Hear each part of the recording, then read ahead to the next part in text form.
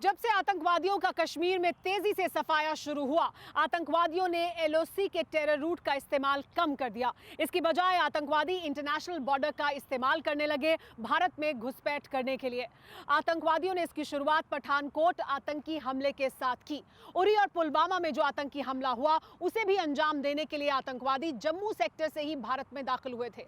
पुलवामा हमले को अंजाम देने वाला आतंकवादी अफगानिस्तान में ट्रेनिंग लेकर पाकिस्तान पहुंचा था और फिर भारत में दाखिल होने के लिए उसने जम्मू का सांबा सेक्टर चुना और वहां से भारत में दस्तक दी।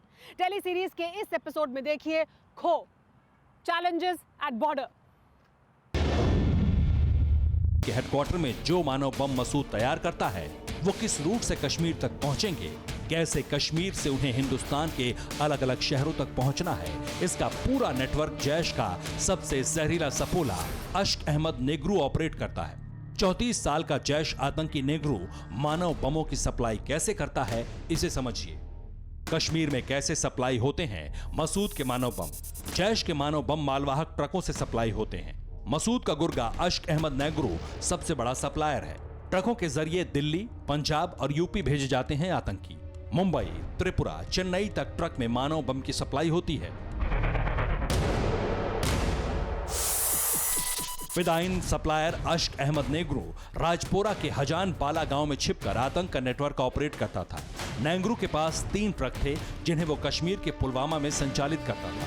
मसूद का ये गुर्गा पहले अपने ट्रकों में आत्मघातियों को छिपाकर कश्मीर के अलग अलग हिस्सों में भेजता था, लेकिन मसूद अजहर के इशारे पर आत्मघाती बमों की सप्लाई वो दूसरे ट्रकों में भी करने लगे।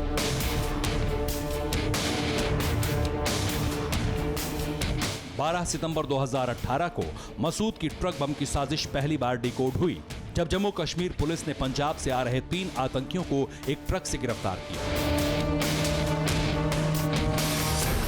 पूछताछ में मसूद के आतंकियों ने सरहद पार की हर साजिश का सच पुलिस के सामने उगला।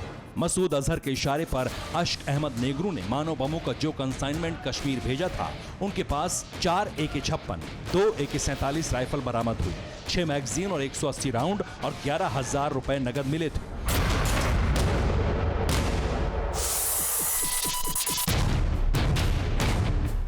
साल 2018 की शुरुआत तक घाटी में जैश आतंकी नेग्रू का मानव बम सप्लाई का कारोबार अच्छा चल रहा था, लेकिन 12 सितंबर 2018 को नेग्रू का भाई रियाज नेग्रू पुलिस के हत्थे चढ़ गया। ये मसूद के मानव बम का सप्लायर था। रियाज नेग्रू के साथ 3 आतंकी भी गिरफ्तार हुए थे जो जम्मू इंटरनेशनल हाईवे पर ट्रकों में मानव बम की सप्लाई करने आए थे। हैरानी की बात यह भी है कि अश्क अहमद नेग्रू उन ट्रकों की कार से निगरानी कर रहा था। साल 2018 में जब कश्मीर पुलिस ने मानव बमों के कंसाइनमेंट का पर्दाफाश किया, तब मसूद अजहर के पालतू पिट्ठू अश्क अहमद नेग्रू कश्मीर छोड़कर पीओके भाग गया। पीओके का लॉन्चिंग पैड नेग्रू का ठिकाना है, जहां से वो आज भी ट्रकों के जरिए मानव बम घाटी में सप्लाई करता है। लेकिन उसका काम शुरू होता है आतंकियों के भारत में घुसपैठ के बाद। सबसे मुश्किल काम है सरहद पार करना, जिसमें आतंकियों की मदद करती है पाकिस्तानी सेना और ISI। इस पूरी साजिश को समझने और देश को दिखाने के लिए TV9 भारतवर्ष रिपोर्टर अंकित भट्ट जा पहुंचे इंटरनेशनल बॉर्डर। पाकिस्तानी रेंजर्स की फायरिंग रेंज का ये इलाका खतरे से खाली नहीं। बॉर्डर के उस तरफ पाकिस्तान का शकरगढ़ इलाका है, जिसे हाल के बरसों में आतंकियों ने लॉन्च पैड के तौर पर सबसे ज्यादा इस्तेमाल किया।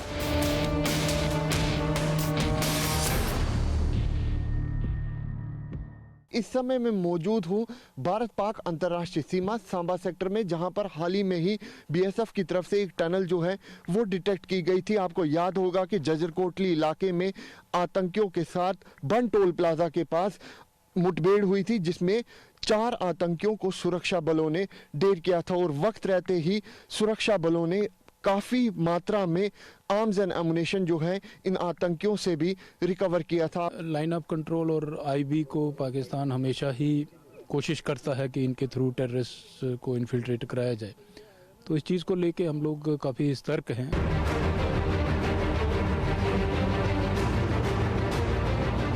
जैश ए मोहम्मद का आतंकी कमांडर अश्क अहमद नेग्रू और जैश का main handler Ilyas doctor Shakargarh launching pad चलाते हैं।